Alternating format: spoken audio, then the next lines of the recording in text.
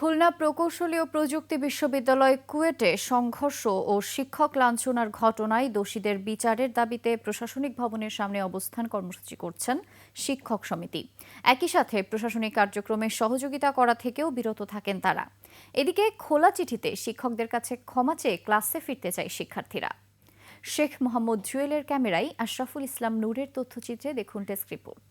এখন যে কোনো ব্র্যান্ডের পুরাতন এসি বদলে নতুন ওয়ালটন এসিতে উপভোগ করুন 25% ছাড়।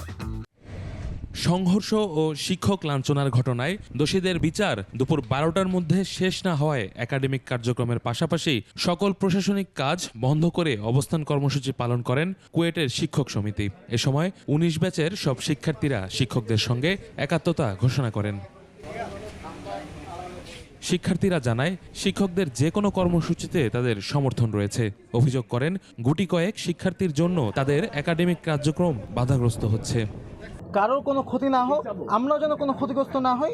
এবং এই একটা কথাই আমরা বারবার বলতে চাই যে আমরা শিক্ষকরা যে কর্মসূচি দিয়েছেন এবং শিক্ষকরা যে সিদ্ধান্ত নেবেন আমরা তার উপর পূর্ণ আস্থাশীল। আগামীকাল আবার অবস্থান কর্মসূচি পালন করার ঘোষণা দেন শিক্ষক সমিতি। ক্যাম্পাসে উপাচার্য উপস্থিত না থাকায় দাবির বিষয়ে হয়নি কোনো বৈঠক। আজকে এখন আমরা সবাই আলোচনা করে সিদ্ধান্ত নিব যে আমরা আগামী দিন বা পরবর্তীতে কি করব। এদিকে এক খোলা চিঠিতে শিক্ষকদের কাছে আন্তরিকভাবে ক্ষমা চেয়েছে শিক্ষার্থীরা।